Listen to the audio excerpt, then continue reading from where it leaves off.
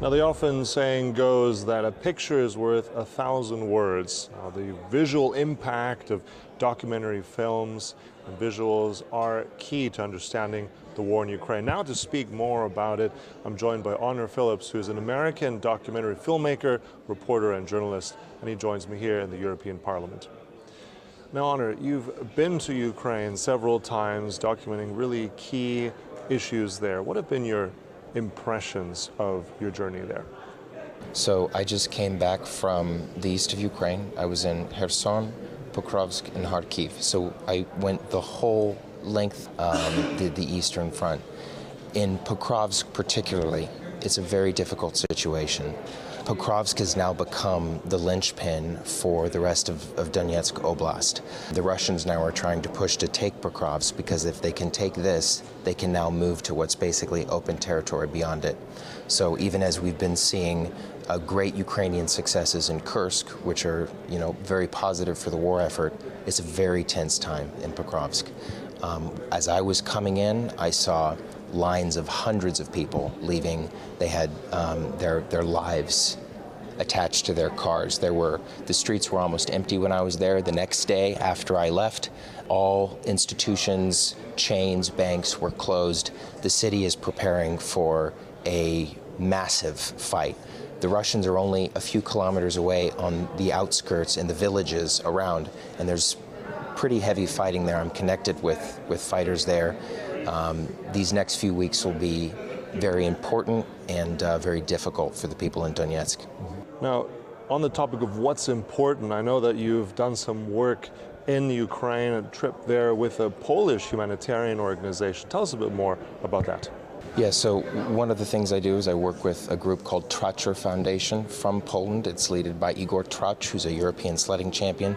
Since the very first days of the war, they've been bringing aid and equipment, humanitarian supplies, medical supplies to Ukraine. Even now, 2.5 years into the war, though, the Ukrainian military is virtually out of everything. They need everything from ballistic armor to helmets to med supplies. They need infantry fighting vehicles. They need ammunition. The scale of this war is at such a level now that they are running through everything, tourniquets. So one of the things that this foundation does is they bring donated and sourced supplies directly from the UK, directly from Poland, and then they bring them straight to the front lines in Ukraine. And they do this to get it to the hands of fighters and brigades who are in the most need. So we drove from Gdansk in Poland, we drove all the way to Pokrovsk and handed off equipment into the hands of brigades who were stationed there in Pokrovsk. One thing which was very striking for me was when I was in Kharkiv, actually near Vovchansk, which is now in a very difficult position as well. We handed off supplies and equipment, again, body armor, uniforms, helmets, you name it, to a brigade there. The guys who received this from us were still wearing some of the equipment that they had received on the last mission weeks ago. So the Ukrainian military is operating at a very large scale, and the rate this is a real full-scale war, and they really need help. So the work that this group, Tracher Foundation, does is very effective and very important, and lots more needs to be done. Now, lots more needs to be done indeed. Now, tell me, you've had those journeys going to the east across the front line, meeting Ukrainian troops. Now, what's your sense? I'm curious about their mood, their morale. Are they exhausted? Do they sense victory? Tell us about your impressions there. That's a really good question, and it's an important question. A lot of the Ukrainian soldiers have now been fighting for over 2 years. So of course they're exhausted, of course they're fatigued. They also feel neglected by the people in the West. They don't have enough ammunition, they don't have enough equipment. That being said, I've never seen such clarity of purpose in soldiers who have to do their job as in the east of Ukraine.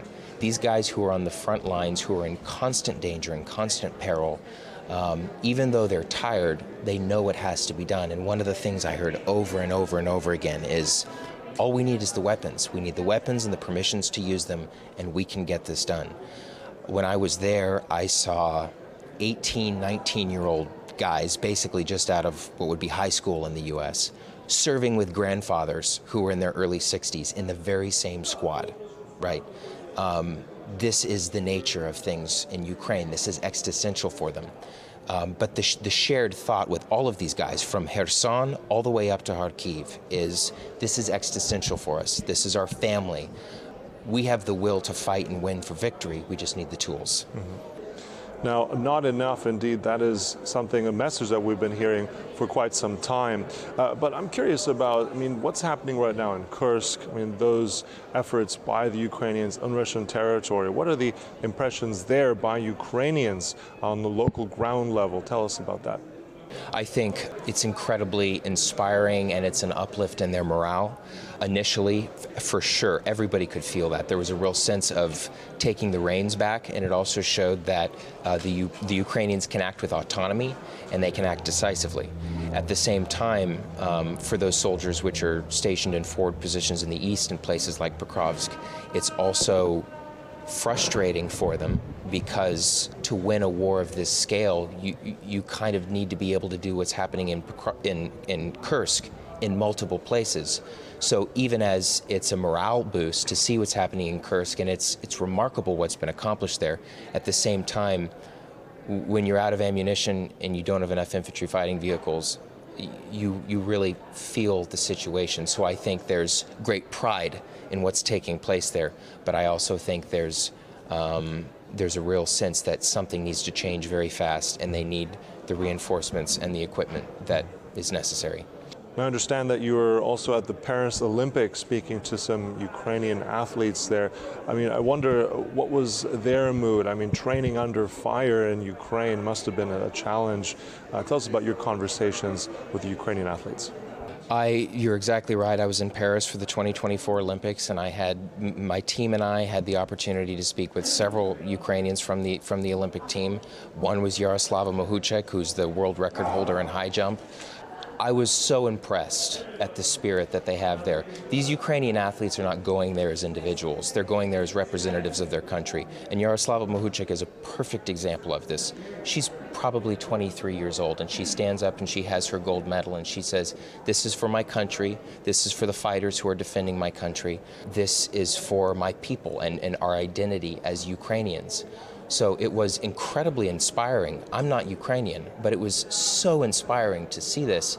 There's a sense of unity among all of them, because they all know they're in the same fight. And all Ukrainians feel this, because everywhere in the country is affected. A few days ago, a family was wiped out in Lviv. So there's no place which is untouched. So to speak with these Olympians, some of them world champions, and to hear their spirit is amazing. Now let's bring it for a moment more into the modern day right now. We had that Trump-Harris debate, but I mean, if we listen to both those candidates, none of them really gave us a solution of how this war potentially could end. What's your impression from that debate as an American and as someone who's been to Ukraine?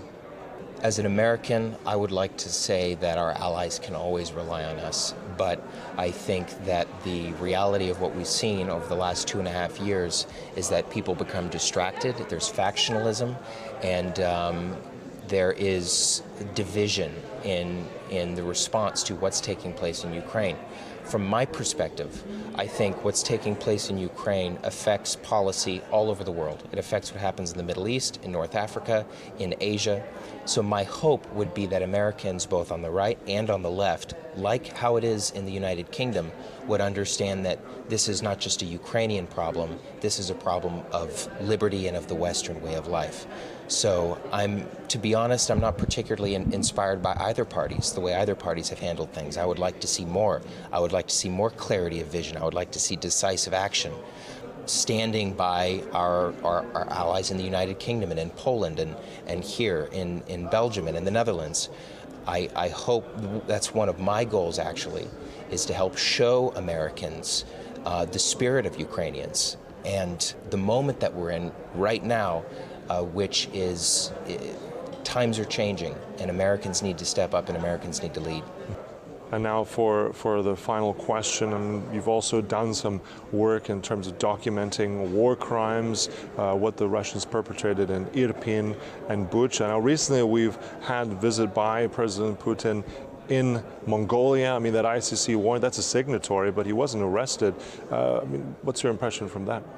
Well, I had the opportunity to speak with some individuals who lived through the occupation of Bucha, also some who were able to escape partway through. I was able to speak with people who had to deal with rape and everything that took place in Irpin, also some individuals from the east of the country as well. The issue of war crimes it's not just a sub-thought. This needs to be showed to everyone in the world, because the practice of the Russian Federation systemically is to use terror and is to use acts of war crimes as a matter of policy.